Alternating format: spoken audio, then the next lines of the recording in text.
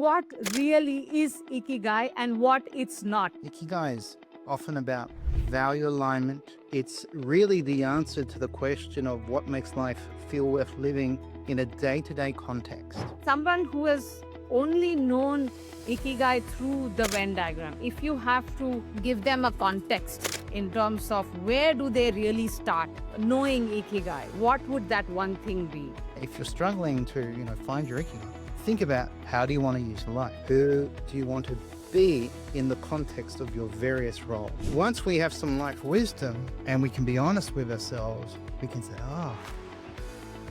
yeah, as a kid, I enjoyed this, and I don't know what happened, but I had to give it all up, or I had to judge and be afraid of this and that and live in fear and feel like I was living with scarcity, when really we're living in abundance. The sooner that you start the journey, it's smoother it can get. So you just can't wake up one day to the reality of a new role, but it emerges over time. And I think the sooner you start weaning off and trying to pursue something larger, while you were putting that together, at the same time, if people, whoever would be listening to this, if they wanted to take up a 7-day challenge, let me try something out every single day that I wake up and I do this. At least give them a direction to get started. What would that be? You won't realize how this impacts other people. Thank you, Nick. It's absolutely a pleasure talking to you. And I think it's a little less than a year since my first interaction with you when my journey of seeking Ikigai started. And I was looking out for the right mentor and coach. And that's when I stumbled upon you. And it has been a wonderful journey ever since. And I came across Ikigai Tribe, the coaching and mentoring space that you have created for people like me, and the interaction that I had and what I learned from you is immense. And that's what set me off thinking that I wanted to one day start my podcast and have you as the first guest, because you are the reason why I am here today, and I thank you very much for that. And off to start about what is Ikigai. I'm sure a lot of people have been hearing Ikigai, and what they have heard about Ikigai, when I talk to friends also, is from the book, the blue book that they have read about the Venn diagram, and that's the first striking thing that comes to their mind. And I know the first interaction we had about demystifying the Venn diagram. So I would like you to, give people who are listening today what really is Ikigai and what it's not. Sure. Well, before I do that, I'd love to say thank you for having me on as your first guest. It's a real honor. We had a special cohort with Tiffany, who maybe you've met or you might be meeting soon, and she's a young mother now. So she's got a new source of Ikigai in her life. But it was a lovely little cozy cohort, and it was a joy to share the knowledge.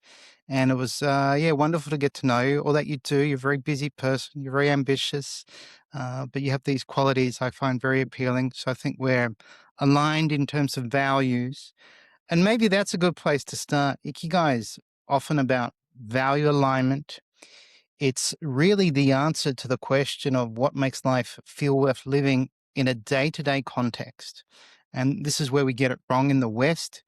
In the West, we think it's this sweet spot of that Venn diagram where you're doing something you love, that you're good at, that the world needs, and you need to be paid for. And that makes it almost impossible. Like Ikigai is something intrinsically motivating.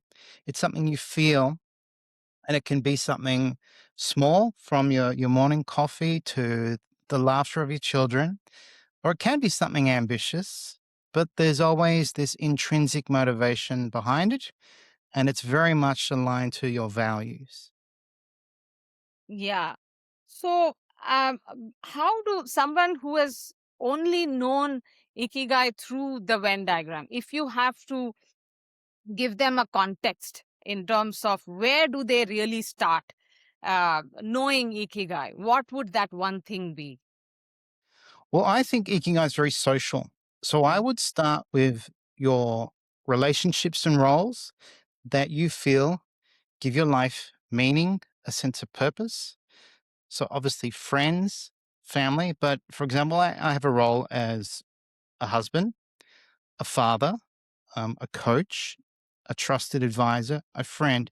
So I have all these roles that make up my life, and all of them, I would say, give my life a sense of purpose, meaning. There are some roles I take on and then later realize, oh, that's not really me. So Ikigai is very social, but at the same time, it can be a hobby. Hmm. So I think we should have this definition of Ikigai sources, and you would know this comes from the work of Miko Kamiya. So Yes. she defined you have Ikigai sources, and then you have Ikigai Kan, with Kan meaning awareness, perception, feeling. And so my wife is a source of Ikigai. And one thing I decided to do this year to really show that I care and love her is when she goes to work every day, she gets up about 5:40 and then walks to the train station at about 20 past 6. I now walk with her to the station. I hold her hand and I kind of see her off. And that's a little source of ikigai. Even this morning, I was thinking, oh, I'm really tired. It's going to be a hot day. All these reasons not to do it. But then I thought, no, I love my wife. I'm going to walk her to the station and we're going to have this moment together. And then we're almost like young lovers at the train station. I'm sort of giving her a little kiss on the cheek, seeing her off. So that gives me a little bit of ikigai. And then I walk off back home because I work from home, feeling better, feeling I'm kind of fulfilling this role of being the husband I want to be. So rather than thinking it's this one thing, it can be many things. It can be anything that gives you these positive feelings.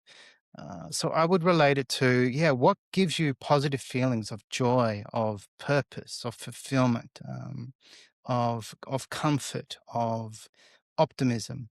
Hmm. Hmm. It's good that you did mention about Mika Kamiya, because she is all considered as the mother of Ikigai. And what is interesting is people often think that you need to be in a good space, in a good state of mind, and everything going well. Hygiene factors are in place before you can aspire for Ikigai, right? But if you really relate to the work that she has done, where it starts from the patients who are suffering from leprosy, who have been discriminated and kept aside, and those are the people where she found still had a different state of mind, who could look outside of the constraints that they were in.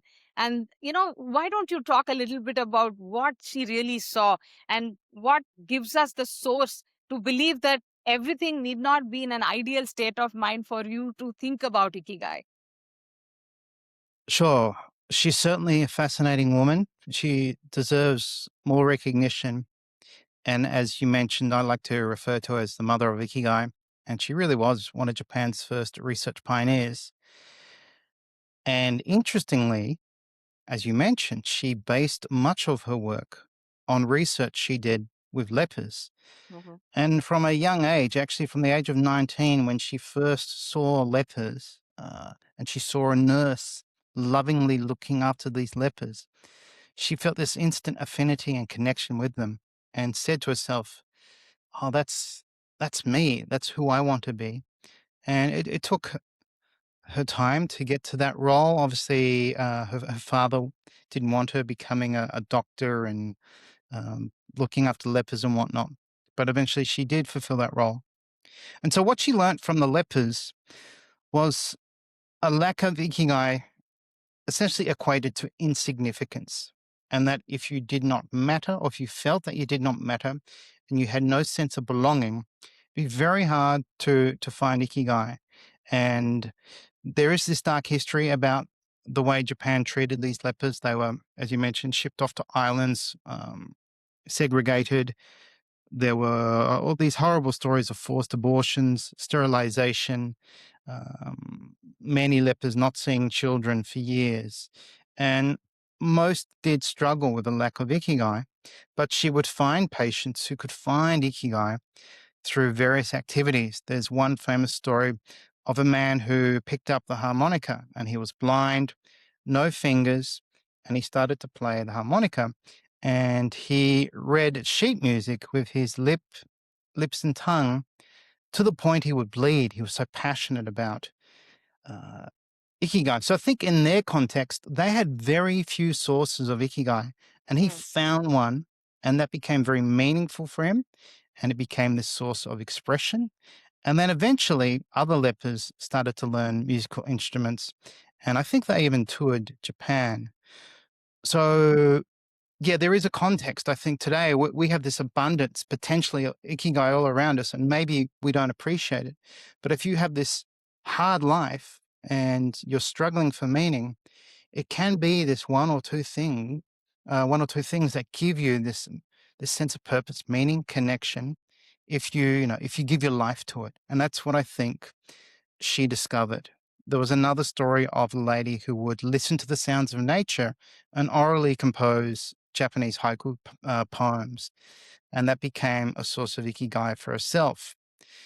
And I guess we can all learn that without some form of suffering, it's very hard to appreciate life. mm, And if life is too easy, or if everything comes our way, in fact, then life becomes a struggle because we haven't overcome adversity, we haven't struggled, and we don't gain a stronger sense of identity and who we are and what we stand for. So it is a fascinating history, mm. and I love sharing it because it's such a contrast to this grand vision of the perfect goal the West has fallen in love with. Yeah. What I observe is today the exposure that all of us have with regards to social media, and there's so much information overload. And what's happening is everybody seems to be wanting to pursue something because it's more outward driven, because there is a sense of someone is doing something, so should I also be doing the same? But I think Ikigai is more of an inward journey, so and it's very personal, right? Yep. So it's not to create something out of you so that you shine better and for the external world, but you shine more from the inside, hence you're more available for yourself and the immediate environment around you. So more and more people seem to be today going into the fad of doing things, right? So in that, how do you distinguish one's journey inward vis-a-vis outward? This is a great question because we live in this world of abundance, yet we're also distracted. Mm, And the powers that be want us distracted. They want us on phones and on screens and being consumers and buying more. And we all know if we stop and pause, these things ultimately don't give us um, fulfillment. Uh, it's very short lived happiness. So we're kind of now battling for our attention. And mm, our attention is really the only thing that helps us work out who we are and what we care about, what we want to do, what we don't want to do. So this inward journey of Ikigai, as I mentioned before, is very much about values, knowing what you care about. And mm, there is a word that we talked about, and we talked about many words, but there was this word related to purpose, which was shime. mm, And we looked at how the kanji characters of this word equated to use life.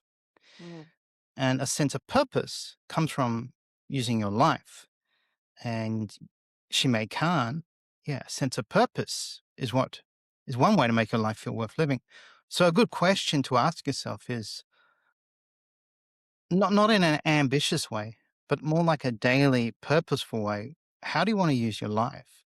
How do you want to interact with your friends, your family? How do you want to perform your roles? And that takes concentration and effort. And so you should be giving your concentration and effort to the person you want to be. And perhaps the only way to do that objectively is to journal, is to Good. actively journal on these questions like what's important to me? Who is important to me? What kind of mother do I want to be? What kind of father? What kind of brother, sister? All these questions. And we all know ultimately in times of tragedy, we call someone, we call a friend, a family. We don't go and buy the latest, iPhone or go and have a delicious meal. We quickly understand what matters to us, and it's usually people. I find my ikigai is stuff like this, talking to people who I care about, family, friends. So I think it's very social, it's tied to role, and it's how you want to use your life. So I would say if you're struggling to, find your ikigai, think about how do you want to use your life? Who do you want to be in the context of your various roles? Yeah, I think I'm glad that you touched upon roles because the new book that you have also launched, Rollfulness. It's amazing to see how taking ikigai into the context of work, right? And of course, rollfulness is something that is applicable in every walk of life, whether it is personal or professional. But just steering it little into workspace, because today workspace has become highly stressful, very competitive, extremely dynamic. And there seems to be a rush. Everybody seems to be in a rush to prove themselves. And, and again, bringing the AI, which is coming in today, you know the pressure to perform is immense. So what I see more and more is the built up of stress, and people not getting the right input coming from the seniors. If you say, in terms of course, rollfulness is not just relevant to somebody above you, it is yourself, and at every stages in your career. So I really, one of the words that stayed back with me are the phrases with Ibasho, the space that you create, what you spoke about, and rollfulness. These are two things I think Mm. very relevant from a workspace point of view. So I would love to hear from you what these two words mean in the context of workspace. I'm glad you mentioned that. And it's interesting, Sashi. I did a presentation for a department for Microsoft. Okay. And I did present this idea of rollfulness, that every workplace should be, that every place should be e-bashol. So I presented e-bashol and they loved it. And the way I framed it and the way we talked about it was an e-bashol is a place where you can be authentic, but it kind of has these three foundations. So it should be a safe environment where you have a sense of purpose. It should be an environment where there are reliable relationships and where basically everybody, regardless of role or status, is approachable. Mm, And then tied to that is this optimistic future where the staff, the team, even top management want to stay. And if you went into a workplace and you had the freedom to ask every employee, do you want to come into work? Is it a place you actually want to come into? Do you feel safe? Is it a place of purpose? And how are your relationships? Do you feel everyone's approachable? Do you feel comfortable talking to anyone? And do you actually want to stay here? Do you feel you have a future here? I wonder how many people would say yes to, to one or two, let alone all three of those questions. So this is almost like ikigai leadership, and it is actually becoming a thing, and the focus is on ibashol. So the workplace should be an ibashol, and then when it is, it's another source of ikigai, and it's a very important source of ikigai because it goes back to role, and you mm, have this rolefulness. You have a mm, sense of role, that what you do matters. Your role is fulfilling. You're learning and growing. There's opportunity, but there's optimism like, oh, I matter here and I want to stay here. And yeah, as you mentioned, people are burning out. People leave a job like every 2 years now, and they're always looking for something better. So there's even this, perhaps there's onus on the employee. It's like, oh no, I should also try to make my own workplace a e-bashol, where it is a structured community where everyone's, more or less aligned. And, we've got to be realistic. There's going to be problems, but these problems can be solved through, communication and rolepfulness. And yeah, I mean, it was interesting what Microsoft said to me. So, and yeah, they really lapped it up. They thought, oh, yeah, this is a fascinating concept. Uh, so But that's something I'm hoping you're implementing in your various businesses. I'm trying and I'm trying. Uh, of course, it's a difficult question. You sometimes don't have the courage to ask that question, what you really said. Go walk up to your employees and ask them, do you really feel that this is a great place to work? Do you feel excited to show up the next morning?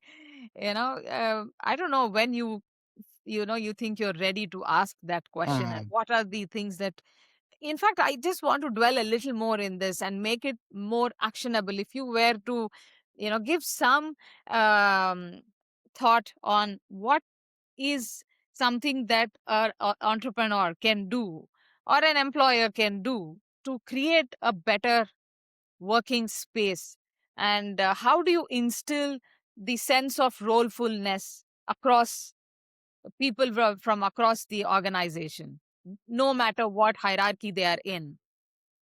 sure. There's a general theory of rolepfulness, obviously developed by Professor Daihi Kato, who I had the pleasure and honor of writing or co-authoring the book with. And this is a concept he coined. He discovered that there were three behaviors that increased rolepfulness, and they were greetings, having conversations, and expressing gratitude. So, regardless of hierarchy, everyone can do this in the workplace, and it matters. We all know what it's like not to be greeted, to be ignored. Um, some people might equate our conversations to small talk. And if it is small talk, just make it meaningful, make it interesting, make it genuine. And there are times when maybe you don't have the time to have conversations and small talk. So you just let people know. It's like, oh, I want to have a chat with you, but I can't. I'm not under the pump. Let's have a chat next week. And then always express gratitude. And interestingly, in Japan, they have set expressions to ensure that people express gratitude, especially before leaving the workplace.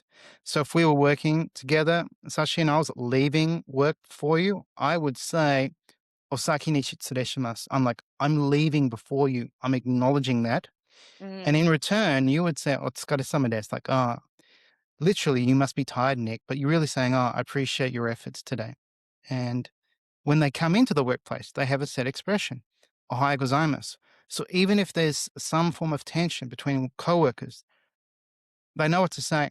They don't have to think about, oh, should I say hello or what's up, how you going? They just say this set expression. And obviously it depends. Some people might say it and mean it.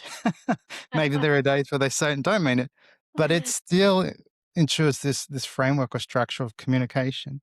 mm, Then I think if you're an employer who really cares and you have the opportunity, that you sit down with your employees one on one and say, let's talk about your role.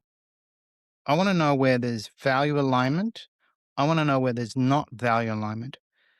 I want to know what you'd like to get out of this role.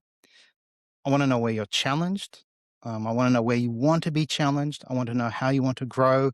You could almost go through those Kamiya needs, mm. and you may discover your employee has a talent or skill set you never knew about. And just from ignorance, because you set up a job title, a job requirements, and then rarely do you move beyond that. So it's kind of it's really weird. You spend 8 hours, maybe you spend even more time with the people you work with than your family. I mean, Yeah. extended period of time. Yet you don't really get to know them. and you kind of only see them in this one context, and that they have a job to do. I have a job to do to make sure they do their job, and that's kind of it. When there's so much possibility if you get to know what they're thinking and feeling about their role. Yeah, yeah. Interestingly, of course, I was just listening to some of your other podcasts, part of my preparatory work before this Well conversation. done. Thank you. See, that's rollful, very rollful of you. This new I was role, you're a I podcast was host. hoping to hear that from you. So, in terms of, being authentic about today's conversation. So, one thing that caught my attention, in the one of the that children, when they are young, they seem to be, or rather, we all seem to be born with ikigai in the sense that it comes natural to us. We are enthusiastic, we are passionate, we are seekers, we're just being alive in the moment, right? But as you age, adolescence and teenage, you start losing those um, those best part of being Qualities. spontaneous, and all of those things Yeah. start diminishing for some reason. And by the time your midlife crisis hits, you have reached a point where you go back to seeking what you were born with, and then you really have to relearn the whole process, provided you become a seeker at that point in time, and then you go about understanding what this is all about. So my question to you is, when we are born with something, why do we lose it? What is the process of losing it? As we Is there a way to probably uh, stop losing it? Maybe this could be a good question for parents who are raising kids. Is it that as parents we tend to put too much pressure on them, because of which they start to lose their natural ikigai? Is there something else we can do? Yeah, this is a fascinating point. And as children, yeah, we're very curious and playful. And the thought occurred to me that even in primary school, which was, a lot better than high school, I had this diverse group of friends, and there was never a label. Like, I had a lot of Greek friends, Asian friends, and I still, there's this local restaurant I go to, and I have this memory of, I used to go to that Khan's house when I was like 8 or whatever, and I just knew him as Khan.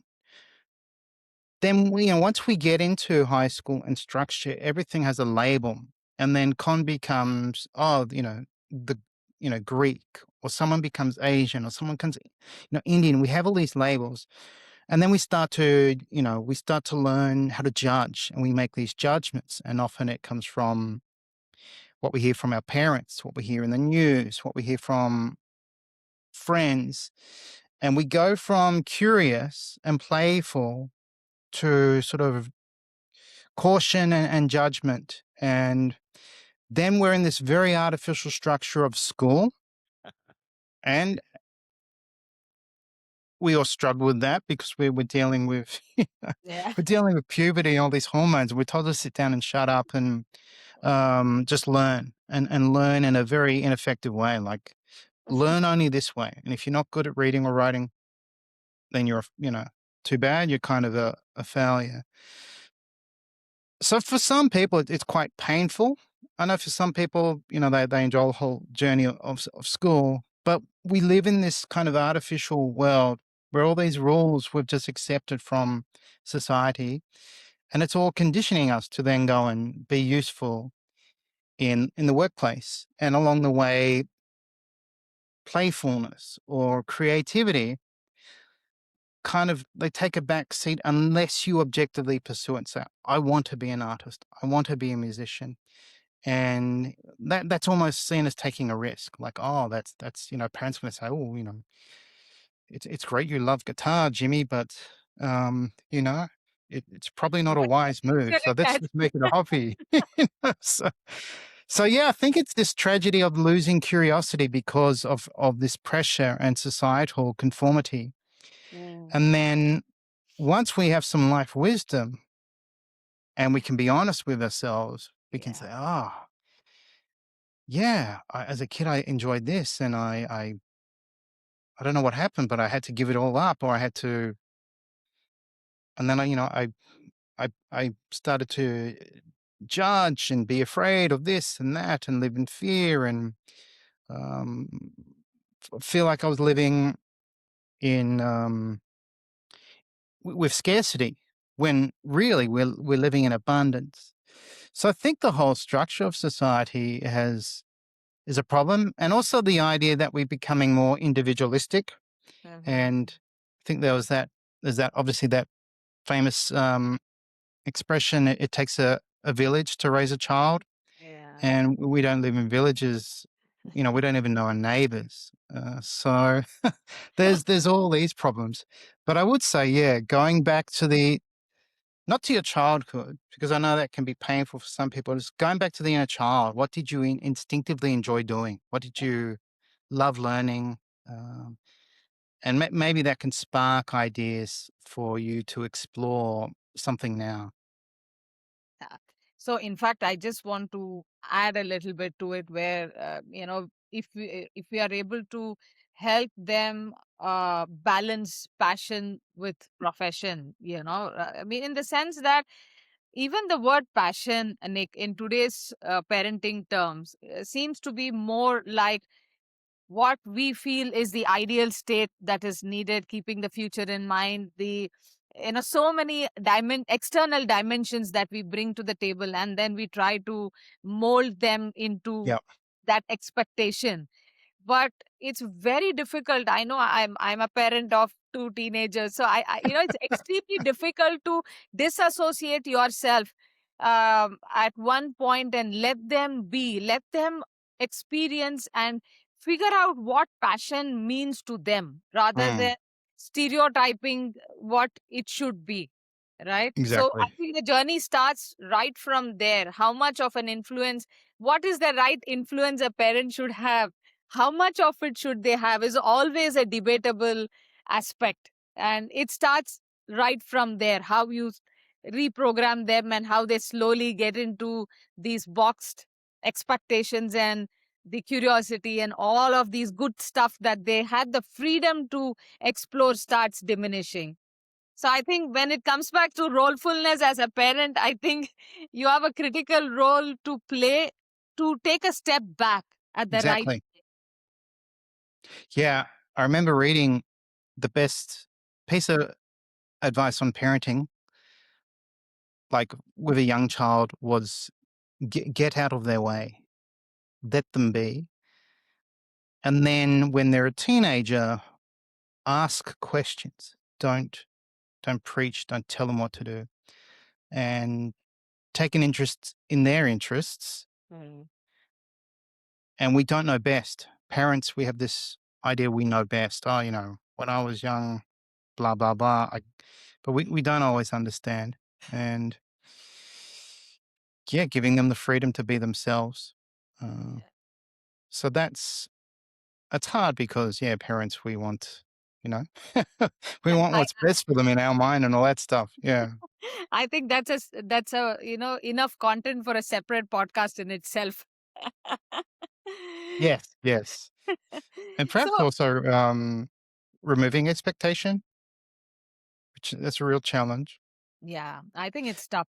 Mm, Yeah.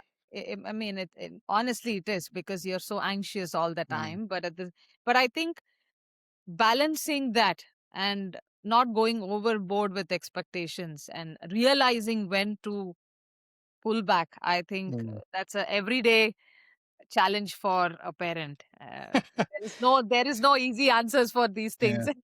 Yeah. I mean, this could be a challenging question or idea for the audience, but if you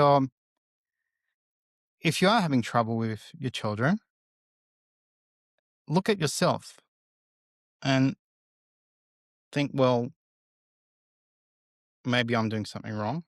Hmm. or, you know, be the parent you want to be, like the ideal role model, be the role model.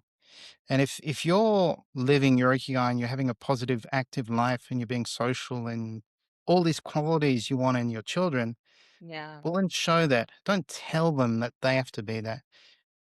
You live that, and maybe, maybe that'll inspire them, or maybe that's not what they want and they want a different kind of life. But Absolutely. yeah, the worst thing you can do is take away someone's authenticity Hmm. and their sense of freedom or playfulness. Yeah. Yeah. So yeah, you're right. We could do 10 podcasts on parenting. Yeah, but coming back to I the next aspect I just want to touch upon is I have a lot of people around me whom I know are struggling at different phases in terms of finding they're all talented people, but they don't seem to find the real purpose for their life.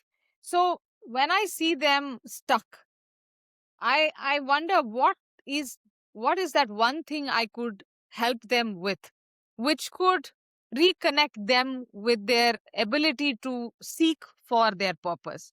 Mm. Of course, maybe I'm assuming that uh, they are they are not in a good space in their mind, not seeking that. But sometimes you could be stuck and not realizing you're stuck, and there are times when you're stuck and you know that you have and you want to do something about it. So, what would be your advice to someone like that? I think we got to be careful how we frame purpose because often we frame it as almost like a Venn diagram. This Mm, goal or business or thing to achieve or start or do. But I really think it comes back to role. And as you know, Camia talked about a sense of purpose. You want to feel purpose. Yeah. You want to feel that what you're doing has meaning, that you're contributing. And so it's role related. And so often we're stuck in a role. We know it's not really us, but pressure to earn an income or meet the expectations of others keeps us in a role. So we kind of then focus on goals. And if I get this or achieve this, then I'll be happy. But we really are. So I think it's like finding what's a role for me now that mm, would make sense, that would give me meaning, that would challenge me and would make me feel my life is moving forward and growing. And then we all know eventually you kind of grow out of roles. And so you would eventually grow out of that role. I've gone through many roles in my life and now I'm really enjoying this role of, Ikigai coach or what have you. But who knows? Maybe 5, 10 years from now I might move on to something else. So I think we've got to move away from this illusion that it's mm, this one thing you have to find.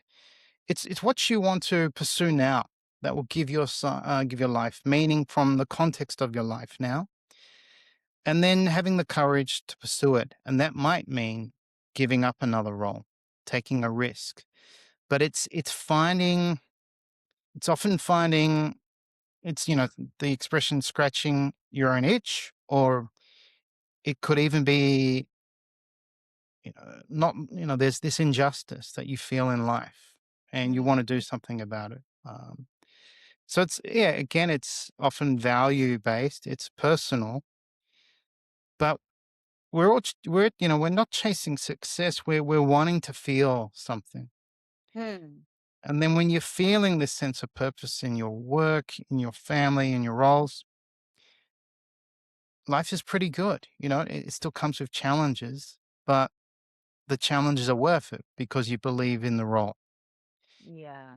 If you're forever chasing goals and success, it's endless. It'll never end. There's always more money to make. There's always more achievements to pursue. And you're never there. You're always chasing. Yeah. In fact, one thought just came to my mind, and in terms of rolefulness. um, and what you have at this point in time. So I know of friends who have dedicated their entire life to motherhood. And when kids become reach an age where they're independent and they really don't need you to play that role too much. Rather, you can never stop being a mother, but you don't really need to mother them every single moment. There is Yes. suddenly a sense of void in terms of what next, Yes. right? So because the major role that filled up all their space is now opening up, and they suddenly don't know what next. What would I be doing without this now? So how do how do they navigate through such spaces? Yeah, this is interesting. And this is really important because this can either erode a relationship, or if you're willing to redefine your role and think, okay, yeah, my daughter or son, they're not children, they're young adults now. For them to grow, for them to become the person they want to be, they need less than me now. Yeah. And so if you can objectively think, oh, how can I still support my children? But the focus is less on doing and more accepting, or Mm. sort of passively participating, you kind of objectively redefine your role and say, okay, as a mother now, I'm not going to, when they go out, I'm not going to ask these questions of when you're coming back, who you're going with. I'm going to say, enjoy yourself. So all these little things that we have this tendency to do because we're worried about our kids, you think, oh, what would I want to hear as a Mm. teenager or as a young adult? And then in a way, you're lucky. You now have time to pursue perhaps a new role. And we all say it, right? I never have time to do anything. And now you've got the time. And yeah, you're redefining a role because there's less time commitment. And now you have this opportunity to look at a new role, maybe a role you gave up. And that's why journaling really helps, because then you can ask yourself, what would I like to pursue? What's something I gave up? I wish I hadn't. Where do I want to grow? Or who do I want to become? Who do I want to grow into? So Hmm. it's like a good thing. It's just your framing. Um, Yeah. Yeah. The sooner that you start the journey, it smoother it can get. So you just can't wake up one day to the reality of a new role, but it emerges over time. And I think the sooner you start weaning off and trying to pursue something larger, because you're very right in stating that until and unless you don't do that, you don't allow your children to really manifest themselves, because you're always hovering around them. So the definition of rollfulness, I think, is so critical. So you know where you start, where you stop, what your boundaries are, so that you evolve yourself as much as you allow the other person to evolve in their space. Yeah. exactly. And that's like the greatest gift I think you can give to someone, to let them be themselves. And yeah, we all have the urge and impulse to give advice or want to say something or ask a question. And it's in those moments where you've got to bite your tongue and pause and think, is this for them or is it for me? It's for my comfort. I'm worried. So, okay, yeah, I've got to work on me, Yeah. not Yeah. not manipulate, not yeah, try and control what's going on. Yeah. Yeah, So so it's not easy. I know. For sure.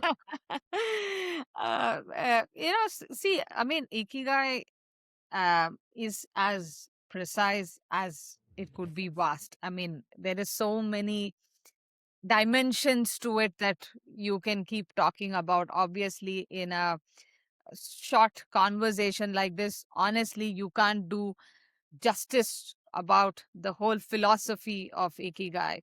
But there are just two more things that I want to touch Sure. upon. And one, there's always a lot of thinking that how has Japan really adapted Ikigai, because that's where it is originated from.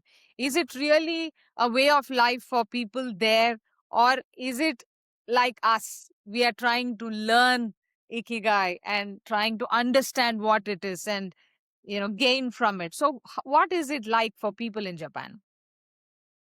Well, as I've shared with you, it is a word that Japanese don't often use. Mm, And we have to understand Japan has this unique culture and language where they have many words that we don't have a word for. So mm, there's ibasho, we've touched on that. We have to say something like, oh, ibasho is a place where you can be yourself, or it's this place of belonging. They have mm, one word, ibasho, yutori, mm, this space of comfort where you have few worries. We don't have a word for it. Wabi sabi, this aesthetic of something aging and beautiful that's you know wow. imperfect. So they have hundreds of these words, and ikigai is one of them. So they grow up with all these words. So they don't learn about it in a book or they don't formally learn the word, and they tend to discuss it as if it's something they feel. Now, I've seen a few conversations where the word is used very casually, Mm, and that's how it's used. It's used casually, as in to two artists were talking about their craft, and one was late 80s or 90s, and he still wanted to pursue his craft. And he was talking to his former apprentice, who was, in his I don't know, like late 50s, and he had all his apprentices. And they're having this, one on one conversation, kind of reminiscing, talk about craft and all the challenges of their dying craft. But they ended up saying, yeah, but kind of the craft and committing years to it, that's what Ikigai is. That's what makes mm, life worth living for them. So mm, kind of a very casual conversation as they're enjoying a meal and sort of drinking. Then I saw a man talk about his role of a cleaner. And when I say cleaner, he's this cleaner of those people who die alone, kodokushi. So I think we okay. we might have touched on it. And so he has to Yeah. go into these apartments and this very uncomfortable um, reality that someone's died alone in their home. The body's been removed, but now he has to go in and clean out the apartment. Mm, So there's all these competing emotions, like, oh, mm, business is good, but another man's died alone and his family doesn't want to get involved, and kind of all these tragic stories. But he said in the interview, oh yeah, doing this work kind of, it gives me a feeling of ikigai. And he said it very casually. mm, So mm, Japanese use it sparingly and casually, but it's so subjective. Like, mm, how many people would want to clean out the apartments of dead people? Probably none. But for him, it gives him um, this sense of meaning or purpose. So it's pretty much always been like that. But recently, probably because the West's interest in the word, it mm, is becoming used more often. And I'm finding Japanese authors, obviously like Ken Mogi, he's written a book on Ikigai. There are ideas of Ikigai in the workplace. And maybe as Japan becomes more individualistic, mm, some Japanese are asking, oh, what would make my life worth living? mm, And they're kind of exploring Ikigai. Even companies, Sony released a survey last year on the top 10 sources, 10 sources of Ikigai through all age groups. And they interviewed 1,400 people, so 1,400 people. And they had like a poster campaign. So they were kind of promoting their life insurance using the Ikigai concept. And they had these posters of people, of quotes of these, random Japanese talking mm, about what their Ikigai was. Everything from, eating delicious food to traveling to going to their favorite artist concerts. So it is getting a bit more exposure in the media and in the workplace now. And yeah, that's kind of interesting. So maybe the West's fascination of the concept has reminded Japanese, oh, you have this amazing word that It's asks this natural question. to them Yeah. while we are trying to learn it. In fact, Yeah. interestingly, the cleaner person that you gentleman that you touched upon, yeah, I'm just thinking that if you had a sense of purpose for what you're doing, whatever it is that you're doing, then the whole experience of doing changes so much, right? I mean, it becomes more joyful and you enjoy what you're doing Mm. and you look up to it. So when you think about, do you like waking up the next morning and going about your routine, it all connects back to what you're doing, whether you feel really a purpose for doing that. But again, the challenge is, some maybe we dwell upon it on a later date, is that sometimes you need to do something that you're doing even if you don't enjoy it because you have financial commitments and you need to Mm. do it. So what is the real balance in terms of finding meaning in what you do vis-a-vis you got to put food on the plate? That's the key word, finding meaning. It has to be meaningful. He makes it meaningful in two ways. He believes, and he says this kind of quietly to the spirit of the man who's died alone, that he said, I'm going to take care of everything. Move on to the next world. Don't worry, I'll take care of it. Now that's his spiritual belief. Yeah, Yeah. it could be true, might not be true, but that's what he believes. And then he remembers when his grandmother died, Mm.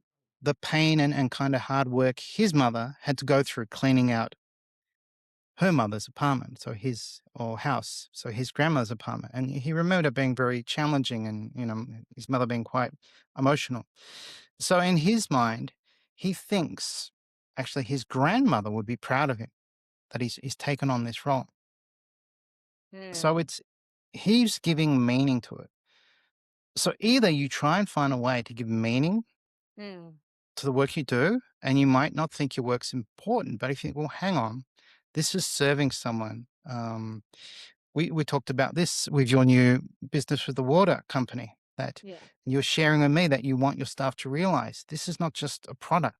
This is giving someone sustenance and on a hot day, a refreshing drink. And, basically water is life. Like without water, we can't survive. So if you frame a role like that and you believe it as an individual, like, oh, yeah, someone's going to drink this, it's going to add to their day, it's going to make their day easier or better, you might find meaning in that. But if you approach it thinking, oh, it's just packages of water and it's not something amazing, well, we're going to make it very hard for yourself to enjoy the role. So that's one option. But if you don't find any meaning in the role, then you've got to try and find another role. And the best thing you can do is start like a little research project and think, Mm. well, what would I like to do? And Mm. then if you have some idea of that, you study it, you learn, you find some opportunity to learn about that, and you start small, like Ken Moggy would say. So you got to be proactive. So that's one thing we haven't mentioned. You've got to be proactive with your ikigai. You can have these passive sources of ikigai, but most of the time you've got to do something to feel it. You've got to have, like we're having the conversation. So it's proactive. We're listening to each other talking. You prepared for the podcast. So you've got to do something to feel ikigai. You Yeah. can't just wait for it to come to you. Yeah. Yeah. I think, to probably wrap things up, there's one, I want to talk about if there is something everybody who's listening to something wants to take back with them that they can tangibly try, attempt, implement, So if again, I think the upcoming book of yours, which is A Year of Ikigai, I think, I'm excited to see what kind of practical takeaways that you are packaging into that. Maybe, yeah, wonderful. Yeah. So, um, while you were putting that together, at the same time, if people, whoever would be listening to this, if they wanted to take up a 7-day challenge, you know, let me try something out every single day that I wake up and I do this, and at least give them a direction to get started, what would that be? This is a good question. So actually earlier today, and I actually wish I put this in my book, I attended a webinar by a Japanese lady who was talking about a word called kizuki, which means basically where you have this little awareness or a little epiphany or understanding. And it requires you to be present or pause. And so we live our lives now not tasting food, not listening to people, Mm. pretending we are, not seeing the beauty around us. So I would say, if you want to do a 7-day challenge, stop and try and notice the beauty of the world around you or the goodness in others and savor it and thank whoever created it or thank the person who gave it to you. And it probably could start with the question of who is your Ikigai? Yeah. And so it could be a parent, it could be a friend, it could be a child, it could be even an employer. And you stop to think, oh, yeah, they make my life worth living. They make my life easier. So thank them. So start maybe thanking someone who's made your life worth living and easier. And then tomorrow, take time to really savor food, a piece of fruit. The next day, I don't know, watch a sunset or enjoy the cool breeze as uh, the sun goes down. Go out and play street cricket. That's probably what a lot of people do in India, yes? Yeah, So not be anymore, present. not anymore much, No, no, not in the big oh, cities. we don't do it either here. I mean, that's another thing. We used to do all these social things. I used to play street cricket in Melbourne, and now I don't see anyone playing it anymore. So the world's changed, yeah, with what we talked about, technology. But yeah, find these little things that make life worth living and savor them and then express gratitude for them. I like, what you say. If I have to probably summarize the beautiful aspect that you just stated, in fact, go back to you walking your wife to the bus stop, every single day, which is because, she means something to you and she means the world to you, and it's your way of expressing your gratitude of her presence in your life, and I'm sure that brings great joy to both of you.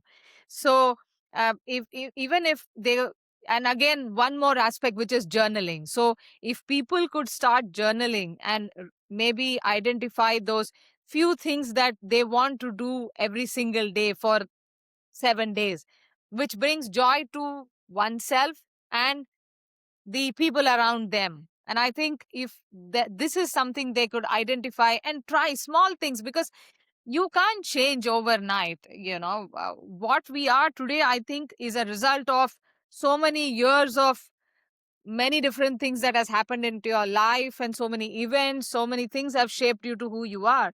And if you need Exactly. to change, I think it has to start by taking the first step. Like, since we are talking now, this podcast, I mean, it's a year since we have connected. And since the day I have, in fact, doing a podcast is something I've been pondering for 5 years now, because I remember during COVID, I started recording few videos of mine because I enjoy sharing my thoughts. I know I'm good at expressing myself. So I said, if that can even benefit one person, I'm happy to do that. And so I started that, but then I drifted away and did not continue it. And when I met you, I said, okay, this is time for me to rekindle that passion of mine and put that back in place, because this is something I know is meaningful to me because it gives me an ability to reprocess things that mean to me, and in the process share something to somebody else at the same time.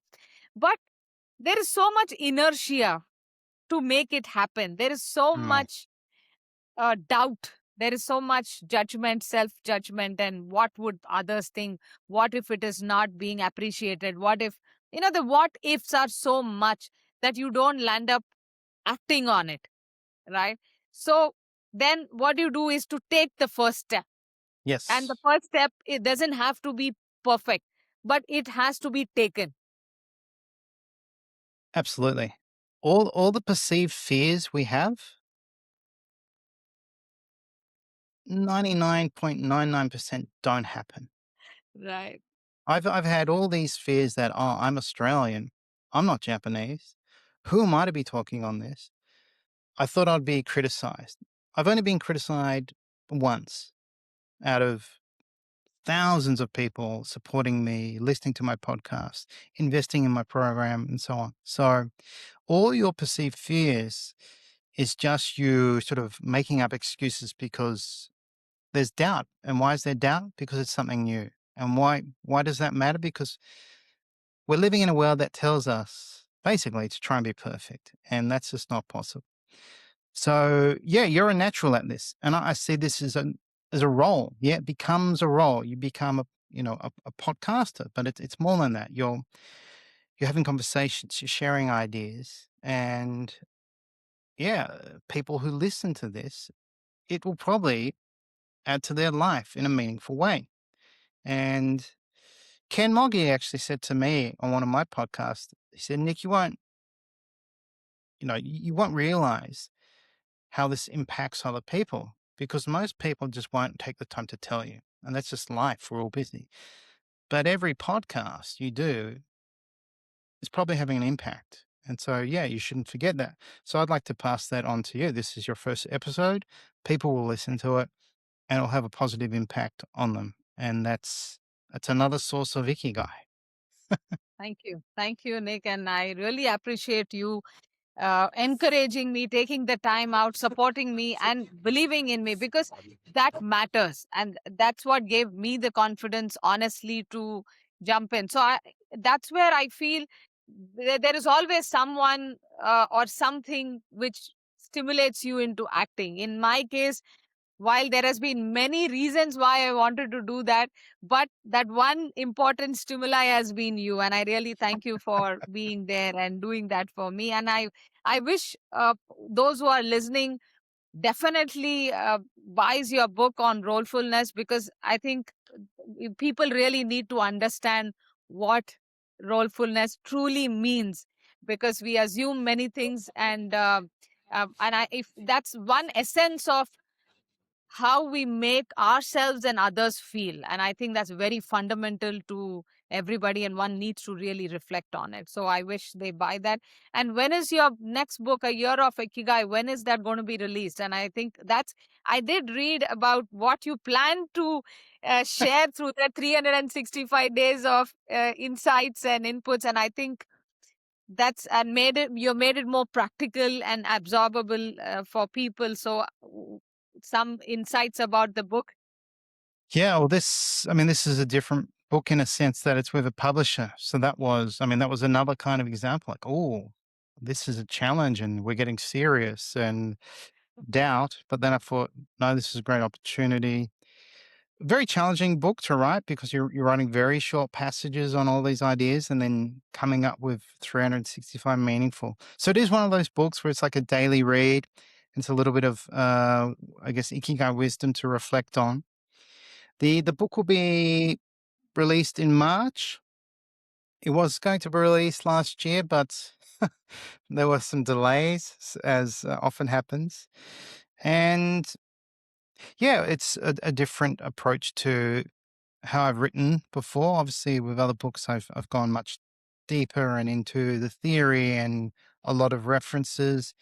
This book, I had to really dive into culture, but I also collected 50 Ikigai entries of Japanese because I wanted to give context. So that was very interesting.